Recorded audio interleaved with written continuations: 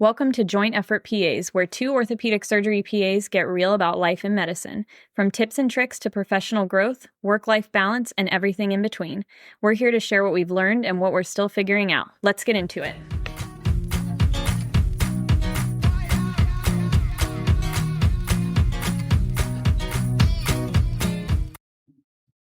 All right, guys, we're back. We're back. We've completed another week. Oh, yes, barely. I feel like this was a difficult week to get through. And it shouldn't have been. I was actually really excited about this week to start with. Yeah. Like I told you last week, next week is I'm going to level up and I'm going to improve upon myself. And that didn't happen. This was your rebound week. Did you rebound? I didn't rebound. I debounded. Deflected. I deflected until I guess this coming week. This will be my rebound week. This will be the week. Yeah. Okay. Yeah. But I mean, some of the week's debounds were not on me, not like personal faults, I suppose. Okay, that's good. It was good still. Monday and Tuesday I went to it's not a conference, but the surgeon I work with, we're learning a new technique for CMC arthritis. And we had this lab planned. We were going to go down to Florida and observe a surgeon who does this technique regularly and go to the lab to learn how to do it. And American Airlines decided to, did not agree with our plan. So they didn't agree with the plan. They did not want me to go enjoy sunny Florida. So instead they wanted me to sit in the airport for 8.5 hours as they continuously delayed. We eventually did get on a flight out and we were able to go observe said surgeon and this technique, and they accommodated a lab for us.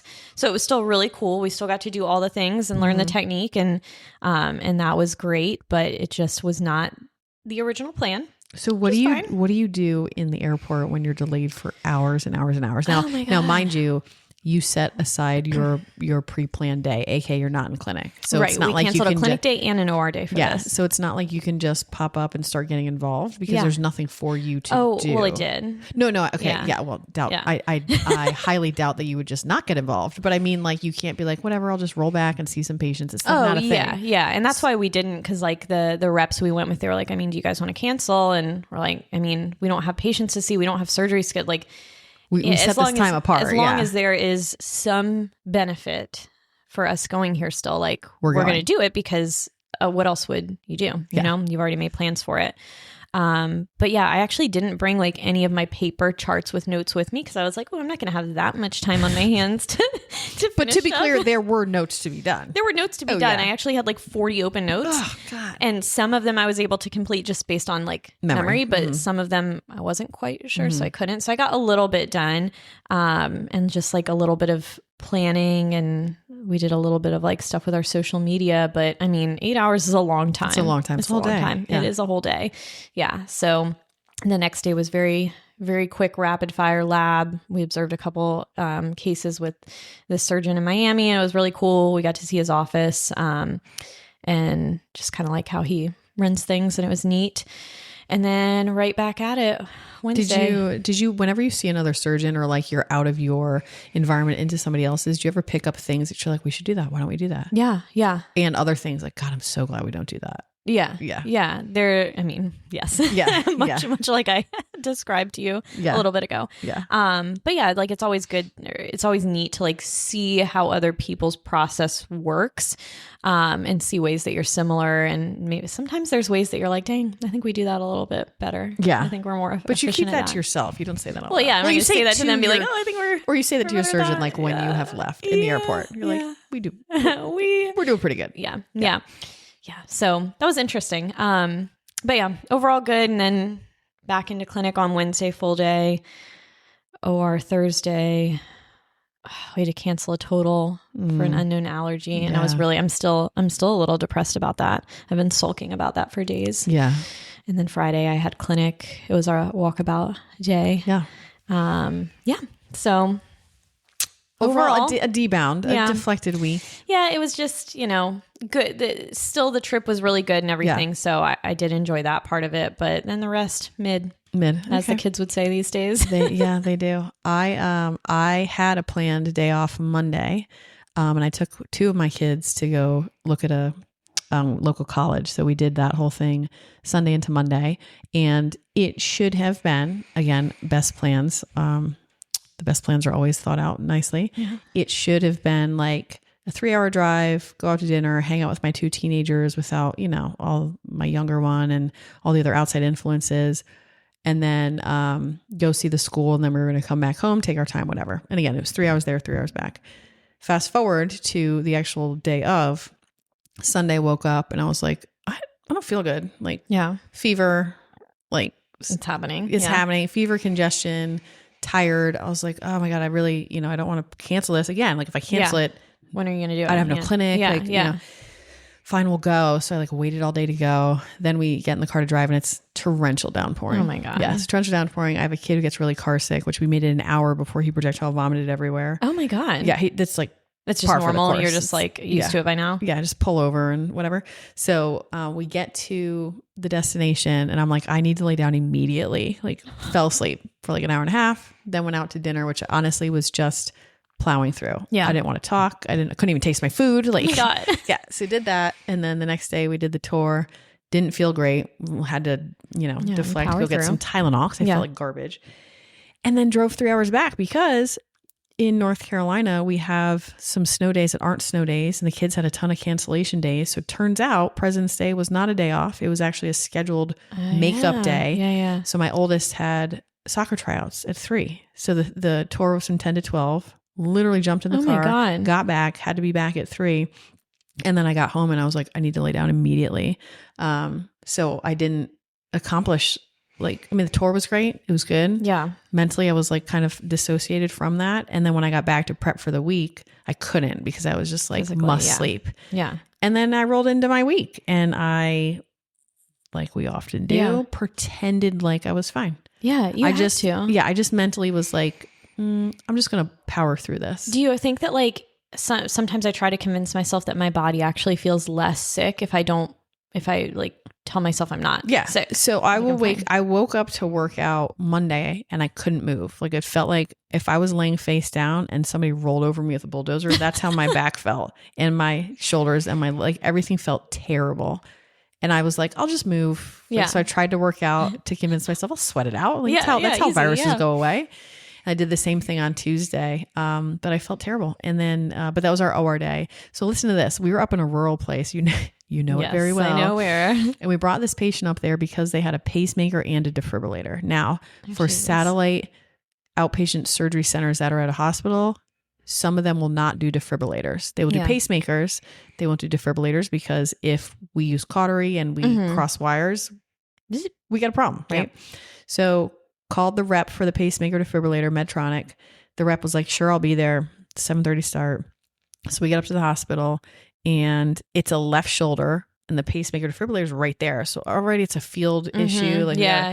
So I'm like, oh, where's the big magnet going to go? Because we normally put a magnet over the pacemaker. And the CRNA was like, no, we're not going to do that. If you guys aren't using cautery, we're kind of using an ablation instead of cautery. Okay. It's like a neighbor of cautery, but okay. So he's like, no, we're just not going to do that. I was like, all right, well, at least the rep's here. He's like, no, rep's not coming. We called them and they said, nope, you guys know what to do if something goes wrong. And the CRNA was like, I don't know what the fuck to do if something goes wrong. CPR? My plan is to call 911 and have the ambulance that's in our parking lot come in and figure out what to do with this patient. And I was like, they take them to the ER, I guess. Right. Yeah. So, so we literally operated on this patient as though they didn't have a pacemaker. Nothing was wrong. God. Every time you used Bovie, were you like, what? The pacemaker or the patient had hypertrophic cardiomyopathy, right? So they had a defibrillator. This patient was 37. Oh. She was massive up top. So we sit her up and she's desatting, undiagnosed sleep apnea. So the patient's a fucking train wreck, right? Yeah. This is a patient that should be done at a place that has an ICU. Yeah. And the CRNA was like, well, we don't have an ICU. And I'm like, what in the world? But again, this is rural life. This is just what they do and how they roll. It was interesting. It's frightening. Yeah. So patient was fine. Called him the next day. They're like, I really can't get a deep breath. And I'm like, no shit. You have sleep apnea. I'm like, yeah, no, they said something about that. So no, Tuesday was our day. Wednesday, I started to feel better. Saw patients all day Wednesday. Thursday was kind of a rough day. Just had like a lot of patients, like my list of patients that are my craziest. Oh, they came on Thursday. They all came in. Mm-hmm. And then Friday, my surgeon was out of town, which again, I'm not taking personally, even though it was on my OR day. Yeah, but you do. So I do. So I saw patients on Friday, and then a lot of stuff mixed in. A lot of administrative stuff. A lot of administrative things. Yeah, there were some administrative things during the week contributing to frustrations. Yeah. So getting into the topic for today, this is a little bit spawned by the fact that this week, like when I'm not feeling well physically, it's hard, right? Yeah. And I saw Hannah, I think, for the first time on Friday. Yeah. My first words to her were like, me. this has been a very hard mental health week for me. Yeah. It's like the first thing I said. Because it was. You're mental health unwell this week. Yeah, no, it felt like, because again, you put a lot of time and energy into things that you do, whether the things are work or life or family. And when you're not feeling well and then you get pushback from all other things, those little things surmount to be big things. Yeah. So it was very challenging mentally for me this week. But yeah, because I think you want to you almost want to rest like a normal human would, but you're not wired for that. And then it all spirals. Okay, so I'm gonna talk about the thing that sparked our topic for this week. All right. So I did not feel well this week. Retrospectively, might have been the flu, right? Yeah. My husband, Wednesday, Thursday, Friday, could not get off the couch, could not move. He was burning up, fever, like congestion, like literally there's an imprint in the couch because you couldn't move. Okay. Yeah. So didn't go to work. We have 3 kids. This stuff still had to happen. Like life still went on. I was trying to get over like not feeling well, or at least convincing myself that I was feeling better. So all the load was there. My PA that I work with, he was out this week. So all that load was there. Oh my God. What a week. So I come home on, I think it was Thursday, and, asked my husband, like, you feeling okay? And he's like, no, right? So his mother, brought over a huge like vat of chicken soup, right? Yeah. So in my head, this all just calculates like second by second by second. In my head, he doesn't feel well, right?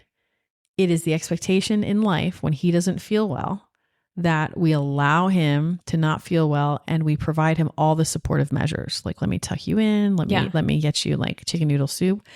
Mind you, I did not feel well. Yeah. What are your supportive measures? Right. So I did not feel well.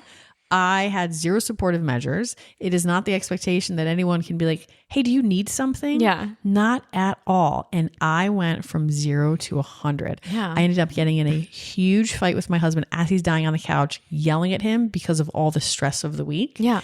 And he was just like, what the hell is wrong with you? So I called my sister, and she was like, oh my God, you're doing what mom does. You're being a martyr. And I like died on the inside. I died on the inside because, again, like, am I the problem? Am I the problem? Yeah, right. Yeah. Okay. So what we're going to talk about today. Are we the problem? Are we the problem? Right. Yeah. So this whole martyr complex, I think in orthopedics. Okay. Hannah, you work in ortho. I work in ortho. Okay. The job that we sign up for, there's a lot of moving parts. Okay. You and I conduct our jobs in a very similar fashion, where we have our hands in a ton of things. We want to make sure everything is done perfectly. We continue to rise to the expectation of doing things perfectly. Yet at the same time, it's a little bit of self-sacrifice. Yeah. So when you, God forbid, like me this week, God forbid, you get stressed out, as soon as you voice that, then you get the pushback from those around you, like, whoa. Yeah, nobody's asking you to do this. Nobody's asking you to do this. Why don't you just say no? You just tell me exactly what you need. Like, how do you feel I feel about like that? Like, I don't want to voice it because I don't want anybody to think it's too much for me. But it's also, and this is what I always say, like, it's like, I don't want to stop what I'm doing to talk about how I'm feeling doing it, because it's not getting done. Yeah. So I think there's a complex in orthopedics that exists, and maybe it just exists in this room. I don't know, right? It's just us. Female orthopedic PA, the martyr complex that we're going to talk about today. Yeah. Yeah. I think, did you, like, looking back in your life, do you think you learned these habits from any one specific person? Like, well, since my sister said that, so like, again, for example, my mom was an accountant, right? My mom was an accountant. I was one of 3 kids. She worked part-time at times, full-time at times. My dad worked full-time. We were all involved in stuff. Like, she was at work, but again, this is my perspective. It wasn't stressful. She was home every day by like 4. Yeah. Right. Yeah. And then she'd have to drive everybody everywhere. She's making dinner at night. She's coordinating our stuff. Not that my dad didn't, but the role designation was such that my dad got home late, so she was doing all that. And she would get to the point where it would be like really stressful and she'd like totally break down. And you could see that she was upset. And we'd be like, Mom, what's wrong? She'd be like, nothing's wrong. And we're like, oh my God. Like, Mom, is there anything you do? No, don't mind me. No, God, no, I'm fine. And we're like, wow, well, you're clearly not fine. Yeah. Do you want to talk about it? No. Mm-hmm. And I would fucking hate that. And my sister was like, you're doing it. I know. I do that once a week at least. No, I don't think I do that. I'm way more direct than my mom ever was. Like, for example, I did it at work this week when I had said, like, this was, we had a procedure at 11:30 that someone had scheduled. And I said at the beginning of the day, I need this patient in the room. We need to start this procedure at 11:30 because I have an interview at noon. The interview goes late. The only designated time is 12 to 1. So I don't really want to cut the interview short. If I start late, I go into the afternoon clinic and then my day just rolls late. Yeah. And also I'm not going to eat lunch, but whatever. Yeah. I mean, so who does? Can we please just get this patient back at 11:30? So the patient comes back and it's a PRP. So I'm going to draw the blood. So I walk in the room and the patient says to me, oh, you better tell the surgeon when he does my PRP injection, to do the shot from the front of my shoulder. So immediately I'm thinking to myself, this patient thinks the surgeon's doing her procedure. This is interesting, right? So I draw the blood. This has got to spin for 20 minutes. Yeah. So I'm already at 10 minutes, right? Once the blood's spun to inject her shoulder. So I said to my medical assistant, hey, so this is cutting it like real close. It looks like I'll be able to do this, but just do me a favor. Please go in the room and clearly communicate to that patient that I will be doing the procedure. Yeah. And they were like, oh, no, I don't need to. She's very well aware. I said, nah, well, when I went in, it didn't seem like when I went in, she said, when the surgeon does my shot. So I just like, I think you should just check. Yeah. She was like, oh, come on. She goes in the room, checks. And then she was like, yeah, no, she totally thinks the doc's going to do the procedure. And I was like, okay, can you go find out if she's okay if I do that? Can you explain to her that that's why we're here today? Yeah. If not, I have an interview to go do. Yeah. Can you figure out if the surgeon can do it? I don't really care, but I'm not going to spend 10 minutes in the patient explaining to the patient why I have the credentials to do it. Right. Whatever. Yeah. I'm not going to like need to sell myself one way or the other because you don't care personally. I don't personally care. And I also personally had something to do and I would stay and do that. But like feeling out how the situation's going, I just kind of feel like this could go either way. Right. So she goes in, talks to the patient. She's like, yeah, we'll just have the surgeon do it. And I was like, okay, fine. So I said, just do me a favor. Before he goes in there, can you ask him to inject anterior as opposed to posterior? She made it a point to say she really wants the shoulder injected anterior. Can you please just do that for me? Yeah. Because I got to run. Yeah. Okay, fine. So go do the interview. Of course it went over because I was late to the interview. So come back. And then I was like, hey, how'd that injection go? And the doc was like, yeah, I wish I had heads up about her wanting an injection from the front. Yeah. Because that's what we spent 10 minutes talking about. Because she had injection from the back and it's so terrible and so painful. And I was like, oh my God. Dude. So I said to the medical assistant, and again, this is answering your question. This is not how my mom would have handled it. My mom would have been like, done something passive or whatever. And then later Ben said something like under her breath.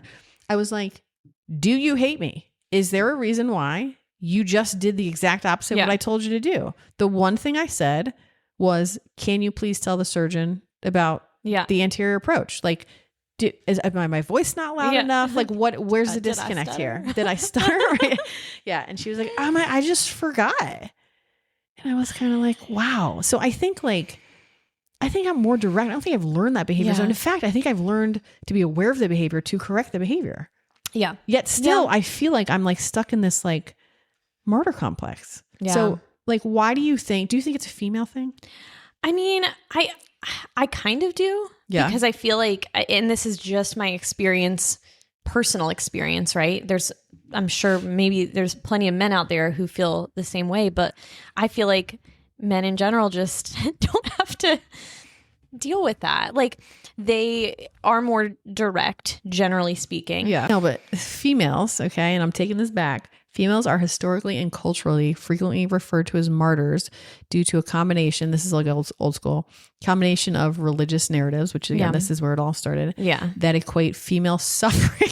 Female suffering with purity, culture expectations of self-sacrifice, and the use of the term martyr idealizes women's roles. So like, what do you think about that? Are you submissive? I mean, no. Right. I don't think I'm submissive. Right. I mean, like, no. Generally, no. Okay. But I guess I'm submissive in the sense that, like, I will submit to being uncomfortable or, doing things that don't serve me at the expense of, the bigger picture.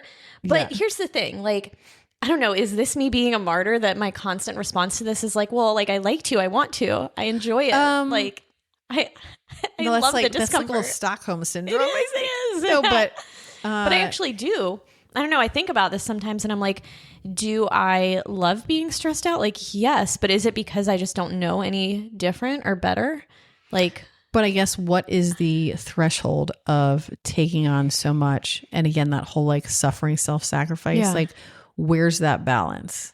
And do you think in orthopedics, in, the culture that we're in, is it because we are in a surgical role and the intensity of that's a little bit more? Is it because we're under the pressure to be productive and to see a lot? And again, if that's the case, then it shouldn't be a male-female thing. No, I don't. Right? Like there's nothing about this that makes it, like, by definition, a male-female thing. I think sometimes, like this definition said, females are like the silent sufferers.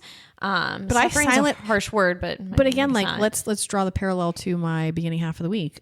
I silently you were silent suffering. I was silently suffering, but like I just feel like in order to keep the wheels turning, that just didn't take priority. Yeah. You know what I mean? So, but do you also feel like this is, that there's in other females, right? Not necessarily just males, who maybe voice their suffering or like, oh guys, I don't feel great. So like, can you help me out? And then like get the help, or,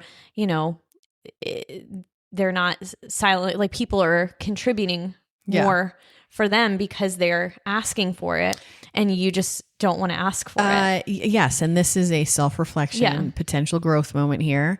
Should, again, I've told you this maybe even last week, maybe even Friday, recognize your limits, recognize where your boundaries are. And when you hit those, asking for help is not necessarily a sign of weakness. It is.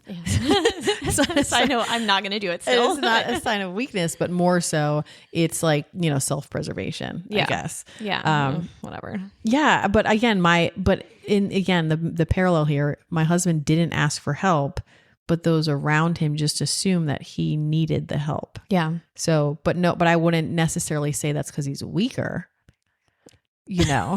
but like, I don't know. I feel like that's just, it's a weird phenomenon. And I feel it bleeds over into the work environment. For example, okay. You are on a surgical team, as am I. I will compare us to the other surgical teams where it is a male APP. Mm-hmm. Now I see what they do. I can be in a manager's hat. I can be a little critical of what they do from a production performance standpoint. Yeah. Right. I can also be critical of what they do just because I've been around it for so long. I think my attention, your attention, another PA who works on our spine team, her attention to detail far exceeds the other male counterparts. Yeah. I'm not sure if it's a personality thing. It's definitely not a experience thing because one of them has been experienced for 10 years, the other one for just a couple of years. But I think females hold certain characteristics that make them very good in this role. Right. Yeah. And I'll watch the effort put in by myself, you, and this other PA. And I know from a distance, their stuff's getting done. I know that. Yeah. Compare that to the male counterparts. They do things very differently. They do not have the same attention to detail. They do not take the same workload on. Yeah. So therefore the network around them kind of does a little bit more than the network around either one of us. So my question is is that because that's how it should work? Yeah. Or is it because they are not capable of handling the detail, therefore everyone else picks up their slack? Right. Yeah. Like, are we saying that that is actually a more functional dynamic?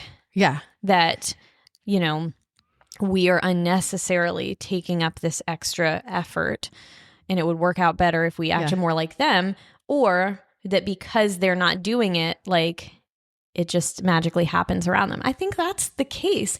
I think let me compare this to like family dynamic things. Yeah. If somebody, if there's 2 children, right? Mm-hmm. And a couple of them are, you know, very successful, right?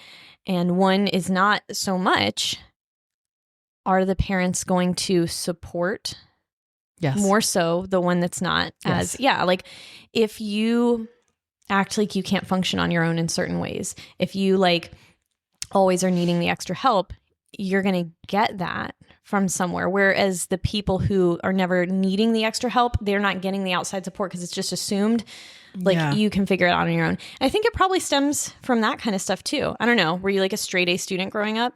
Did you have like... Yeah. Wait, are you the oldest? Middle. No, middle. Oh, yeah. Okay. Interesting.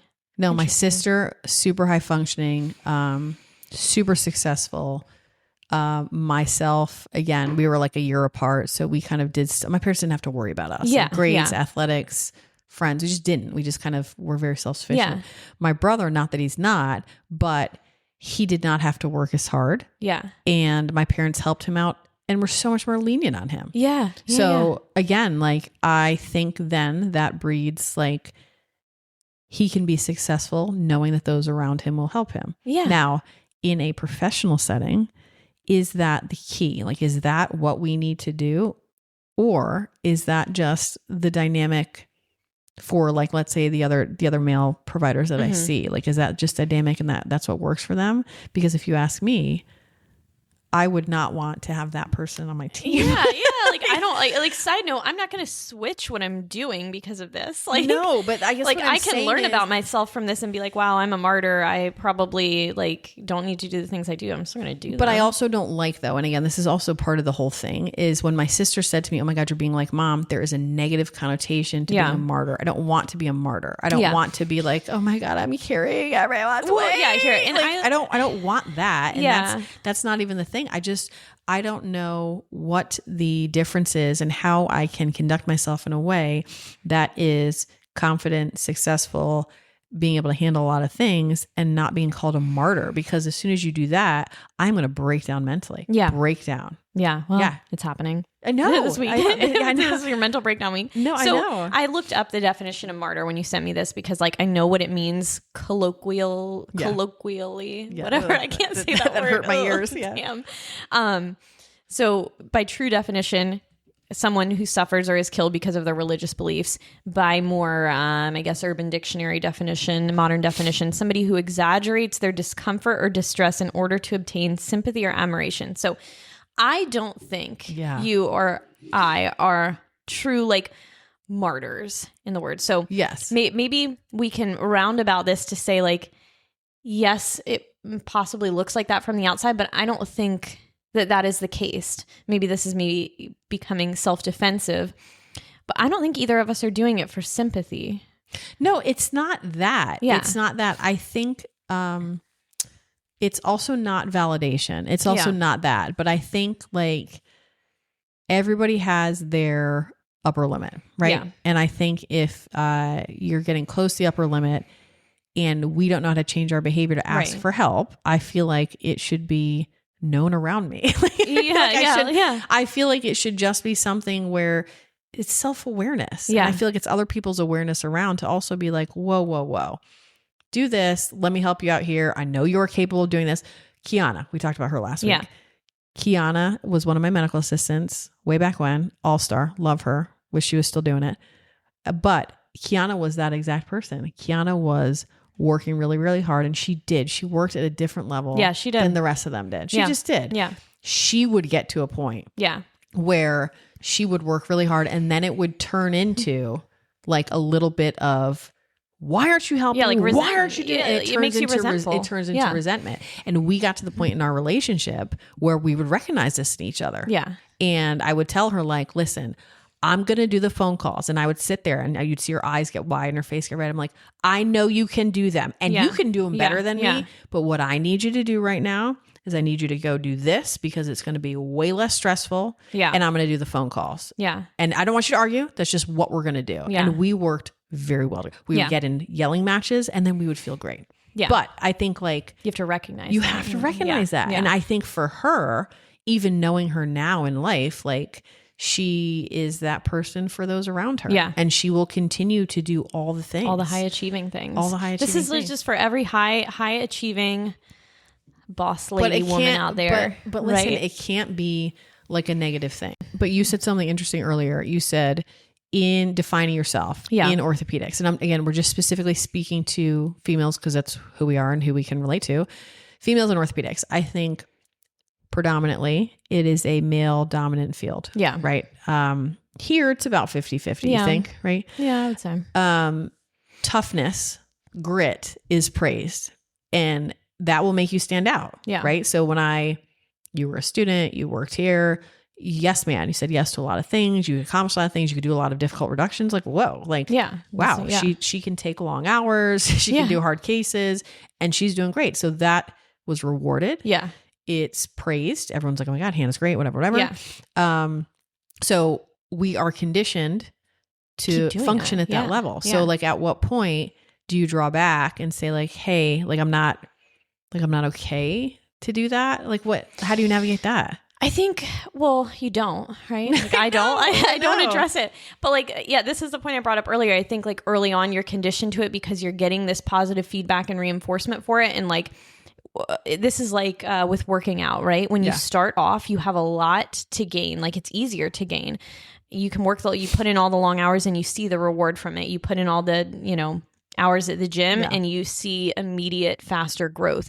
And then you kind of plateau and level off. Like there's only so much that you can do. So like, I think you get to this point where you're like, I want to keep doing more and more and more. And physically, I don't know like how I can. And I've also plateaued in seeing the results and benefits from that. And so now I live in this, like, I'm trying to put in the same effort and the rewards are not matching that. So like, that's when initially it's like a linearly, they're going at the same effort pace. Equals reward. Yeah. And then you kind of level off. But so how do you come to terms though, with the amount of effort that you're putting in and not getting that reward? Like what is the trade-off? Why still do it? Because you want to. Yeah. I don't know. I don't know why I want to. And I'm asking, looking at you like that because that's what I will get from my family. Like if I get to this point, right? So they're like, why do you do it? Well, okay. So at when we got in a big fight on Thursday, it was like, what is the real issue? Yeah. What is the problem here? And then, of course it's never the thing. It's always the other things, right? Take some self-reflection. So it's the family's like response to like healthcare and why I do what I do. Like, why are you doing that? Why don't you just say no? Why don't you quit that part of your job? Why don't you have somebody else do it? Like, why is there this poor ability for those to see why we do what we do? Again, is it us? Is this just healthcare? Is this just personality? It is a lot of both. Because you'll get that too, right? Yeah. Oh, totally. I mean, my family's like, when it's snowstorming and my dad's like, wait, you're not actually driving into work today. Like, what if you die on your way? I'm like, I gotta be there. Like, I know. Like, something won't function without me, which is like entirely not true. But this is, I'm about to get really depressing, but this is what people tell me at least. If I were to like die today, right? Like, wouldn't they would just post my job within a week, right? Like, you like to consider yourself like not replaceable. Well, I think it's a combination. I think it's a combination of the culture we live in, where you're respected if you're like, who came in today? Of course, Hannah came in today. Yeah, of course she came in because she's a badass, right? unspoken expectations, whether that's what you put on yourself or otherwise. And then there's power dynamics. Like, there's a huge power dynamic. There's a huge power dynamic. So like, I think you being able to do hard things, you being able to accomplish a lot of things, like, I know in a stressful situation, you're going to handle that. So I feel like you doing those things. And again, I'm blind to your self-sacrifice. I don't know what that does to you internally.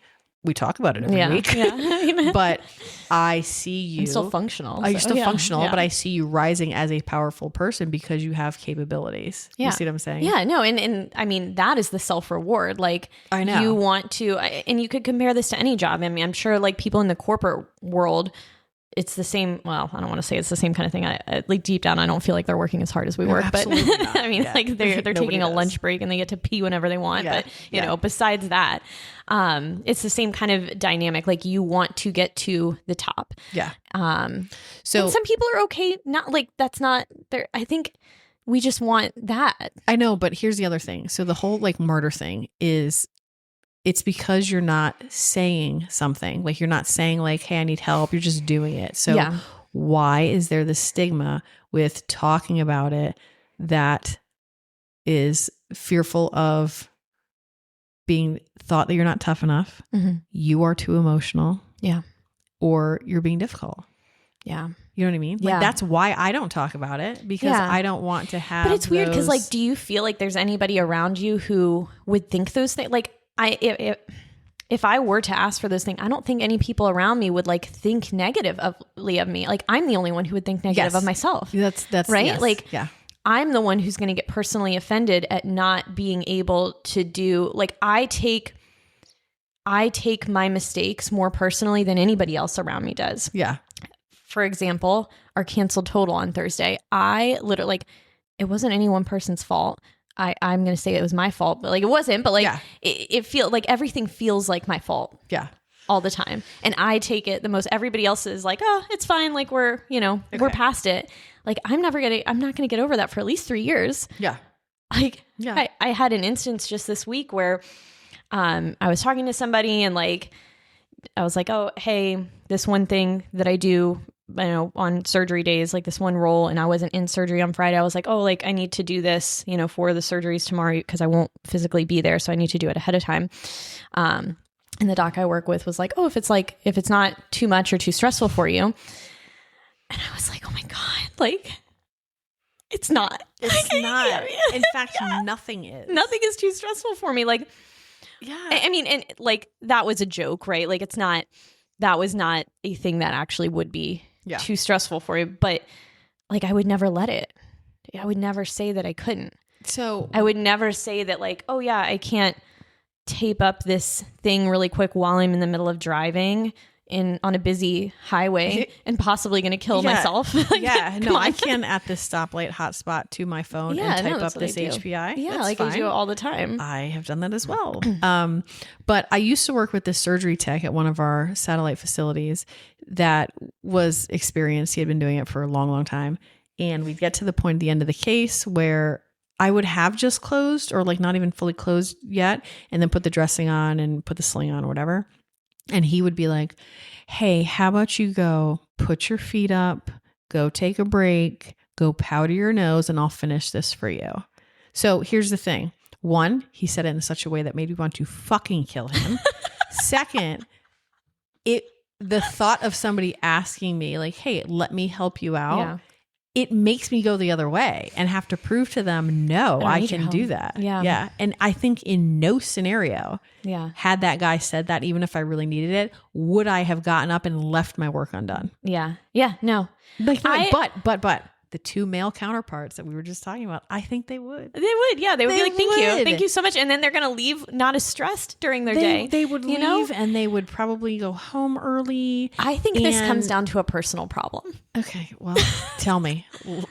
Well, no, that like it's our personal problem. It's just our personal problem. Yeah. I don't know, because I would never I don't think that this is forced on me. Like, do you feel that anybody is pushing you to be this way? I think I'm pushing myself to be this way. And I think I am, but I don't want to be rewarding myself and disciplining myself based on unachievable criteria I've created for myself. But I don't want to be compared to a biblical woman that is defined by suffering. Like a witch hunt or something. Yeah. So the fact that my sister called me that this week really made me figure out, like, try to, like, I don't want to do that. So how do we not be this? Well, I mean, how do we be the people that we still want to be without it coming across negatively? Let's see what ChatGPT says. I'm typing it in right now. How do we avoid being a martyr? I need a plan. And so my first thought to this, which is not the healthy response, is you just be quieter. Oh my God, Hannah, I cannot swallow it more. You just said I know, that. but that's where my mind goes. I'm like, all right, the martyr trap. Suffer more silently. Oh my God. So that nobody knows. Okay. The martyr trap, doing things because someone will be disappointed if you don't. The shift, ask yourself one question before saying yes. Was this explicitly asked of me, or did I volunteer it to prevent discomfort? B. Always B. So we confuse being reliable with being responsible for everything. Okay, that is a nuanced difference. Yes. I understand that. Example would be staying late every single day, trying to man the OR schedule even though nobody asked you to, but you know it's going to be done better if you do it. Yeah, I'm not going to stop doing that. So this is number 2, martyr trap, anticipating problems so leadership never has to see them. This one's I'm sensitive to this. The truth. It's a little too soon. When you absorb dysfunction, you protect the system, not the patient. If you're always trying to fix the cracks, no one will repair the foundations. So this has been told to me 100 times, probably more. An actionable shift that you can do is let the schedule fail. Let it fail. I can't. I don't want to. Yeah, I don't want to see that happen. Yeah. Document patterns instead of solving them silently. So mine says, notice where you volunteer for suffering. I don't know what the hell that means. Like, are you continuing to throw yourself in front of certain fires? I mean, yes. Separating your worth from endurance. I think that's a big one for like just high achieving people. Yeah, but females in general. Yeah, like exactly. But they're the same. Yeah, like tying your worth though into your career and like what you do.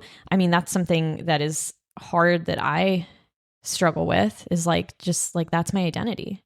Like, yeah, this is really sad. This is we were talking about this on our trip to Miami. Some of the reps we were with said that he had worked with this doctor in the past, this surgeon who eventually like was kind of pushed out into retirement when he was 80 years old or something, because like he was too old to be, he probably couldn't see shit anymore. Like, I mean, nothing against him, but like when you're 80, like, you know, that happens. Yeah. Probably shouldn't be operating anymore. Yeah.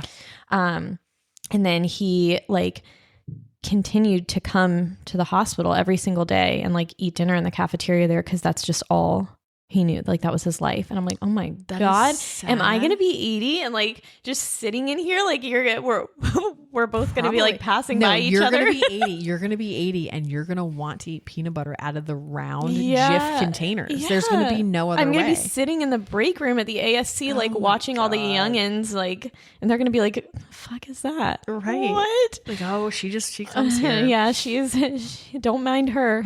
She's like a picture on the wall. So this says, which again, this is why we do what we're doing literally right now. Martyrdom thrives in silence. So for you to be more silent, guess what? Okay, so that's not the answer. Yeah. Low risk places to start is talk about it with another trusted female PA. Hey, we're doing it. This is step 1. Yeah. Or someone outside of the medical field, just again to, I guess, normalize it, which again, I find trouble doing that. And my sister, again, I can talk to her about 100 different things, but she is super high functioning. The world she lives in is chemical engineering. So she has different problems with different things, but there's a lot that translates. Yeah. And I think having somebody reality check you, because I don't foresee my sister, or I don't see my sister as a martyr. I see my sister as a high functioning badass. Yeah. She barely says no. But when she gets to the point where she's really like at that mental capacity and she breaks down, I know that that's like, she's at capacity. Yeah. And it happens probably once every 3 years. Wow. Yeah. That's like pretty impressive. I'm telling you. Yeah. Yeah. But that's like what again, like those do, going back to the original question, like, do you mimic your behavior off somebody else? Like, she's super high functioning. I would call her at times cold. Yeah. but I think she's a very good example of someone who can separate things. Yeah. So do you think, and again, I think we answered this, do you think this is a self-imposed thing, or do you think it's system engineered? Like, do we work in a field that sets us up for this, or do you think we bring certain personality traits that set us up for this? Well, both, because I think sometimes women who go into healthcare have the personality traits that lead them towards this because it aligns with that part of them. Like, they are set up to be successful in a system that kind of breeds that and rewards it. Yeah. And so, like, I see these like memes online all the time, like, oh, if you're like high functioning anxiety, like eldest child, how's your career in healthcare going? And you're like, what? Me too. Yeah. So it's a phenomenon that people should, clearly you need to talk about it more often. That's why we're doing this here, because that is the step one to fixing it. I think if it can be fixed, I don't know. I think orthopedics rewards our endurance. They do. The silence equals professionalism, whereas talking about it equals complaining, right? Yeah. And difficultness. Yeah. Over functioning, someone who highly functioning is valued. Over functioning is valued. It is. Yeah. You know? So in surgery in general, over functioning is valued. Like, I remember my surgery rotations, general surgery, the surgeons like comparing how little they had slept the night before. And it's like, they're like, oh, I'm miserable. No, I'm more miserable. Yeah. I'm more miserable. Well, it's like and you're like, oh wait, it's a competition to be the most miserable? I know. Well, sign me up. You wear your exhaustion like a badge of honor. Yeah. Like, listen to how late I stayed last night. Listen to how little I slept. Listen to how sick I am, and I'm still here. Like, I win this week. I had the worst week. And it's like a contest. Oh my God. But I think, so I do think the system rewards that, I guess, but it's also self-imposed. So I think that's really what we're talking about. But I think what we are trying to do is we are trying to find that little nuanced road that is that very clear, happy road where you're running on it. And it's like, it's just birds and trees. Yeah. Well, I don't think it's ever going to be that. Hannah, why would you do that? Because but I'm at the end of my reflective week, and I don't think I'm a martyr. I think when I get to the point where like all my like capacities are full, I think I just have to communicate that in a different way, because it is unrealistic for people around me to be like, you okay?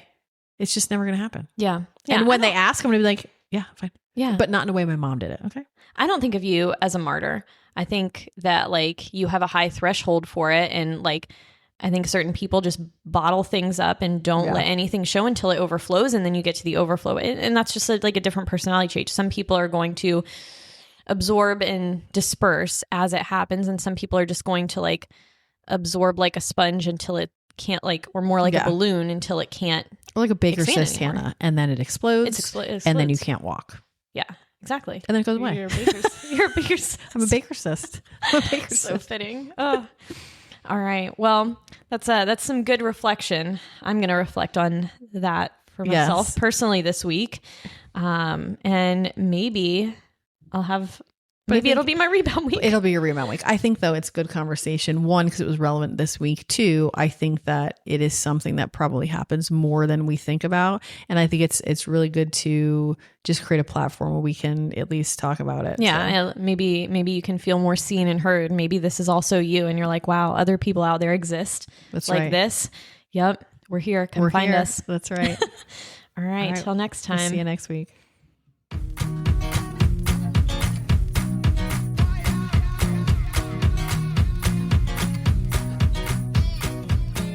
Thanks for tuning in to Joint Effort PAs. If you enjoyed this episode, be sure to subscribe, leave a review, and share it with a fellow PA or med-minded friend. You can also follow us on Instagram at Joint Effort PAs for updates and extra content. See you next time.